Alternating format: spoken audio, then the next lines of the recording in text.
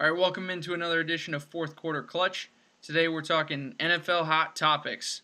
He's Noah Weintraub. I'm Brian Zeigler, and we're gonna get to some MVP for the Super Bowl action.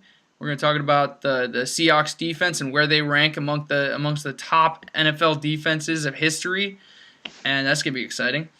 Oh snap! And then we got throwing in a pick early there, and then we got some free agency. We're gonna talk about the top two teams, Denver and Seattle, and free agents from their teams for this off season.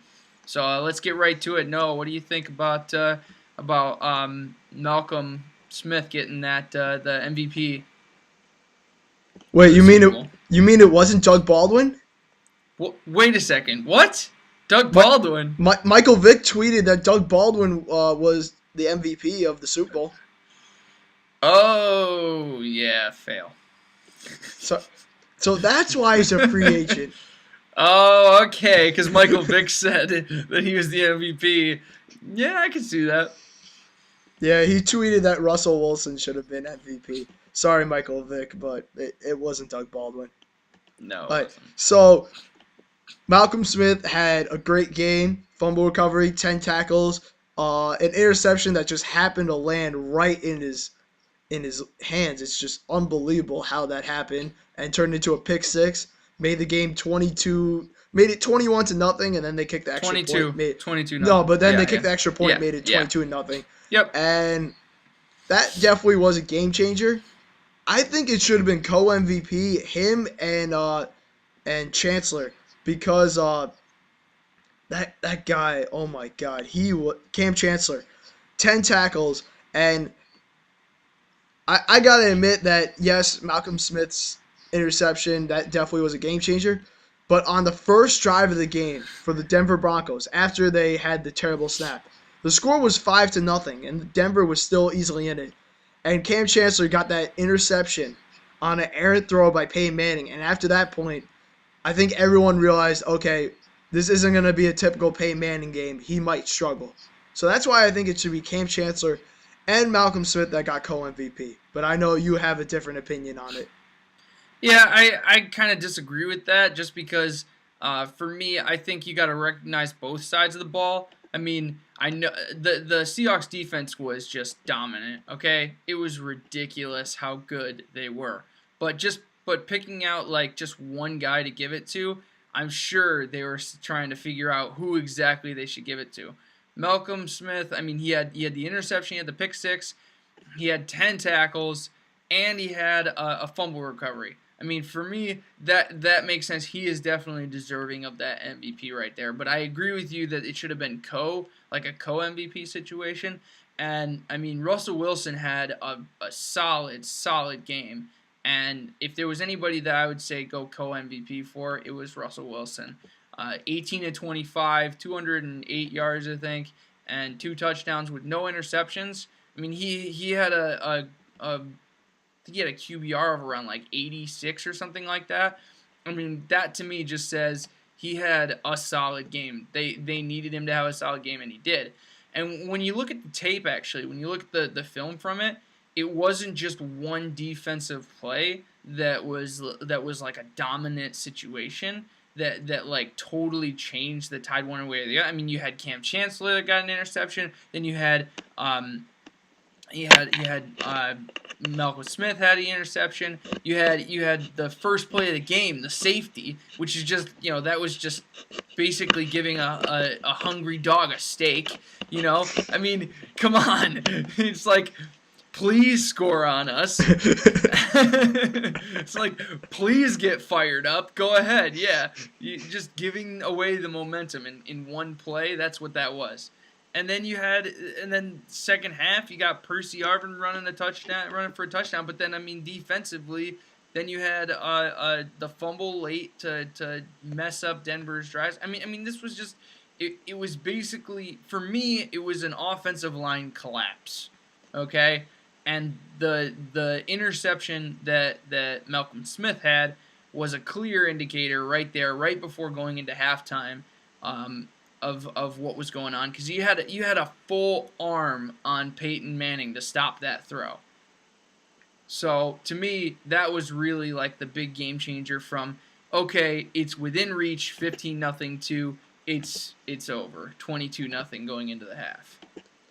Yeah, that was that might have been Peyton Manning. If I don't know if it was his worst performance because he's had a few terrible performances, but wow, they made Peyton Manning look like an average quarterback, and that's really I, tough to do. Honestly, I think they made mincemeat of their offensive line. I really think that's what it comes down to. And Seattle, I mean, they were only ranked 8th in sacks for the season. So to me, it was a good off defensive line that they had there going against the Broncos. But for me, it was just after that first play, it was just total collapse of the offensive line because the Broncos were one of the best offensive lines in the NFL this season. And if I have to put blame on anybody on that offense, it's the offensive line 100%. Peyton Manning, he had some good throws in the game. He had the one bad interception. I have to say that for sure. But I mean, any quarterback standing back there, he's only got like a second and a half to throw the ball, any quarterback is gonna struggle. Even Tom Brady couldn't have done anything with the way that offensive line played. Even Tom Brady would have struggled. And also, real quick before we move on, because I had a few people contact me yesterday and said that the Super Bowl was being under investigation. And Yes. if you have not heard about it, it's on hustlers.com. And Hmm. before you think this is actually serious, because I think a lot of people got duped into believing this, it Yeah. literally says on the bottom, hustlers.com is a combination of real shocking news and satire news to keep its visitors in a state of disbelief.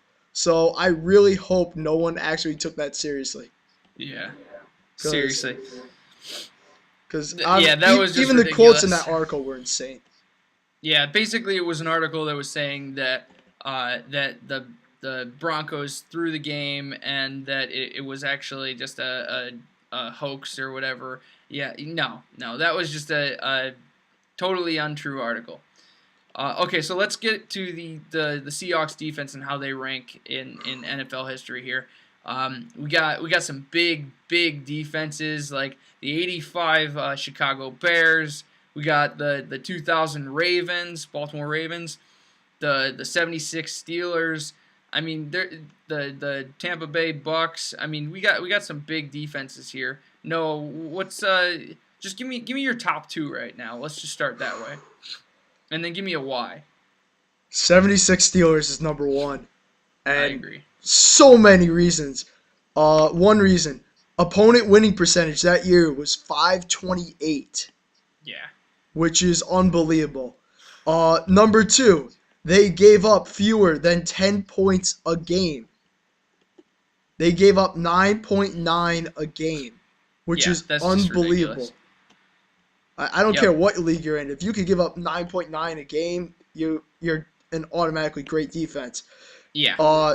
They had four Hall of Famers on that team: Mean Joe Green, Jack Lambert, Jack Ham, and Mel Blount. And they had eight guys make the Pro Bowl that year on that defense. And just looking at the stats, it's just unbelievable what they were able to do that year. It's Yeah. That's basically all you gotta say, right there. and also I know there's gonna be criticism saying, but Noah, but Brian, they didn't make the Super Bowl that year. And you're right, they did make the Super Bowl. They lost in the AFC Championship game to the eventual Super Bowl champions, the Oakland Raiders, 24-7. And their leading running back had 8 career touchdowns when his career was said and done because they lost their top two running backs. They lost Franco Harris to injury that game, and they lost Rocky Bleer. And I mean, There's anytime nothing you the lose your defense can top do two about running that. backs, the defense can only do so much. Yeah. Still held the Raiders to under 300 yards, which is really impressive. Yep. Uh, There's only number so much your defense can do to keep you in the game when you got two running backs hurt. I mean that's basically it. number two was it was really tough to decide on the second best defense between them and the Baltimore Ravens because their defenses are both really impressive. And I know Skip Bayless had Chicago Bears 85 defense is number 1, and then Seahawks defense is number 2, and then Ravens is number 3. But it's really, really tough to go against the Chicago Bears defense as the second best defense. They went 15-1. There were on 7 different occasions the opponents scored fewer than 10 points in the regular season.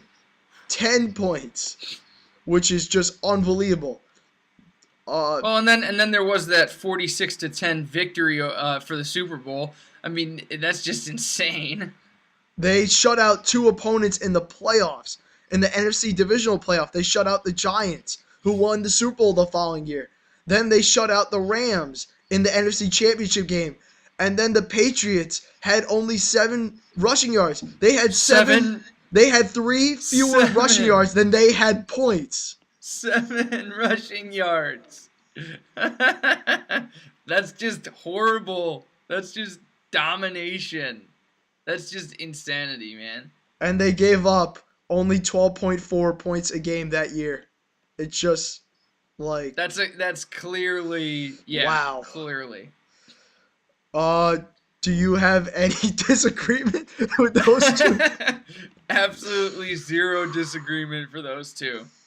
The Ravens, the 2000 Ravens are the next one for me. That 34-7 domination for the Super Bowl there, I have to say that. That's got to be the.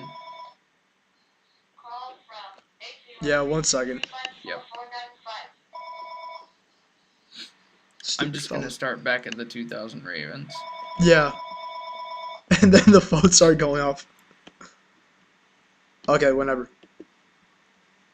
All right, so the 2000 Ravens there, for me, has to be the next one. That 34-7 domination in the Super Bowl, that pretty much says it all right there. They were a ridiculous team. What was it? 14.4 points per game? No, that was the Seahawks. The Ravens were unbelievable that year. Oh, yeah. Gave up 10.5 points a game. Yeah, 10.5 points per game. I mean, you can't argue with that. You just can't. That was an insane year for the Ravens. For anyone saying the Ravens may not have been that good of a defense that year, here's a stat straight from ESPN.com. In the past quarter century, only one defense has held opponents to fewer than 11 points a game.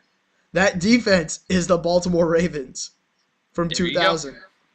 There you go, right there. I mean, with the way the league has been going for the last 15 years, it's definitely heavily favoring offenses. So to have a 10.5 points per game, I mean, that's just ridiculous. And here's an interesting quote from ESPN's John Clayton, and I think this pretty much sums up how dominant the Ravens were. The Ravens have that rare ability to reach into the chest of an opposing offense, remove its heart, squeeze it, and return it to victims like a deflated football. That says it all right there. All right, Noah. So where are the Seahawks here? I got to put them right after the Ravens and a little bit above Tampa. Just slightly above Tampa. And just slightly above Tampa. Yep. It's really, really close. I mean, what they did to Peyton Manning is just unbelievable. What they did this year. I mean, their defense was a little bit better than San Francisco, if you think about it. But in the playoffs, they gave up a combined 40 points in 3 games. Yeah, that's just insane. And they played 2 future Hall of Famers. I'm going to call Drew Brees a future Hall of Famer. I agree, 100%. And then they played Colin Kaepernick, who we're not going to say he's anywhere close to a future Hall of Famer, but he is a really good quarterback. Yeah, he's a solid quarterback, but he's only got a couple of years under his belt here. We can't start talking about him in Hall of Fame situations until he's got at least like 8 to 10 years under his belt. Oh, no, you don't want to be like the NFL experts who were claiming that Eli Manning was going to be a future Hall of Famer after he won his second Super Bowl. Oh, man. No, you don't. No, you don't. But Well, it but was it's really tough to to go Hall of Fame or no Hall of Fame for a lot of these guys because a lot of it rests on what organization they're in. I mean, because the organization has a lot of effect on how they're how good their team is, how many Super Bowls they would get to. That I mean, you can't just say right off the bat, oh, they're definitely a Hall of Fame quarterback. You just never know. Like with Peyton Manning, he switched to a different franchise and he made another Super Bowl. I mean, we have no idea what the next year or two is going to be for him. speaking of Hall of Fame. On the Tampa Bay Buccaneers defense, Derek Brooks, Hall of Famer. Warren Sapp, Hall of Famer. Uh, in my opinion, I think Rondé Barber is borderline Hall of Famer. I don't know if he'll ever get in, but he's borderline Hall of Famer. It's close, yeah. They also had Simeon Rice on that team who had 15 and a half sacks. Uh, they had four pick sixes, interception touchdowns. They had Yeah. 31 interceptions, 43 sacks. They also had a fumble touchdown. They also had a safety, and they gave up only 12.2 points a game. So, and they made the Raiders number one offense that year. Well, I don't know if they were number one, but the MVP of that year just looked average in the Super Bowl with 5 turnovers. Just Yep. that's Just why it was really close between those two. yeah, just total domination, man. Total domination. All right, But let's get to some of the free agents that we're gonna be seeing in the off season here. Um, let's start with Super Bowl champs Seattle. We got Michael Bennett is gonna be a free agent. We got Doug Baldwin and we got Golden Tate. All right, that's just a couple of the big names coming out of here. Noah, what do you think for those guys here? well, first thing on Michael Bennett. This is from Pro Football Talk on NBC Sports. This is from Sun. Actually, this is from Sunday, right before the Super Bowl. A league source with knowledge of the situation tells ProFootballTalk.com there is nothing imminent between the Seahawks and free agent Michael Bennett. He had 8.5 sacks. He was a very, very valuable part of why Peyton Manning struggled on Yeah. Sunday. I with so many free agents they have, I don't know who they're going to be able to sign and who they're not going to be able to sign. But I feel like Michael Bennett should be a priority for them. Yeah, for me, I'm actually he's a great player. He's a fantastic addition to that line. But what I'm looking at is that there's some other linemen that are actually free agents this year. There are other options that they can go to. Not a ton, but more than some other positions for sure. So I don't see it as like a high priority for them. For me, it's a little bit lower on the radar because there are other options out there. For me, these three guys here with Doug Baldwin and Golden Tate, there's also some other receiving options out there that are really big that will be okay. We'll get to one of them in a few minutes here. So I don't see a lot of these free agent signings here, these three guys especially, as being huge necessary signings. I actually kind of see Stephen Hoshka as a very important signing actually for them because he's got to be a big time kicker in his future. He has an amazing season, had a great season this year, and there aren't as many kickers that are free agents, and they're very underrated. Oh, absolutely. And he had a really, really good year. Absolutely. I don't know how much he's going to cost. That's a whole other story. But they re-signed him in prior to last season, and a really, really, really, really good year. Oh yeah, yeah. Very accurate this year. But I don't know if wide receiver is gonna if wide receiver should really be a priority. I mean, Doug Baldwin is a restricted free agent. I don't really know how many teams are going to go after Doug Baldwin. I Right. Yep. think Golden Tate is a very, very sneaky player, and they I agree. should. Yeah. I think they should sign him because I don't think he's going to cost more than 6-7 million a year. Oh yeah. I think he'd be a good guy to re-sign just to keep that chemistry between him and Russell Wilson going. I was just thinking with all the other options that are out there, he's not. It's not like a huge priority for them, which actually puts them in a really good position to take care of some of their other higher priority signings that they got to take care of, which there aren't a lot for them, which is really good. And also on NFL Live on Monday, Chris Morrison of ESPN said that Golden Tate is probably going to be expendable for the Seahawks. Interesting, very interesting. I think they should re-sign him if he's only $6 million a year, and if something happens to Percy again, you can have Yeah, Golden Tate be the number one receiver and have Doug Baldwin play next to him as a two. I agree. I agree. Yep. Let's get to Denver here. Denver's got Dominic Rodgers-Cromartie is a big one that they got going on, and then they got Eric Decker is going to be trying the free agent market, which is going to be really interesting, and Noshawn Moreno as well. So that's just three. They've got at least three more that are just big time free agents this season. This is going to be an interesting offseason for the Broncos. I really think they gotta retain some of these big time players. Decker is not as quite of a big deal, but I think Noshawn Moreno and Dominic Rodgers-Cromartie are two guys they definitely need to retain. What do you think, Noah? Well, prior to this year, we knew that it was going to be a small window when they signed Peyton Manning during the 2012 offseason. And looking at this free agent list, what Denver Broncos do with Eric Decker could potentially determine what this team will be like after the 2014-2015 season. Because among the receivers that are going to be free agents after the 2014-2015 season, Wes Welker, Julius Thomas, I mean, those are Yeah. two pretty big names. Yep. Demarius, Julius Thomas, and Wes Welker. So All three. Yep. I think that the Broncos should re-sign him because I honestly don't see the Broncos re-signing Wes Welker after the season. I think they're going to let him walk. Because And I Eric think Decker they would could be a great replacement there. exactly. I think Wes Welker's probably taught Decker enough what to do.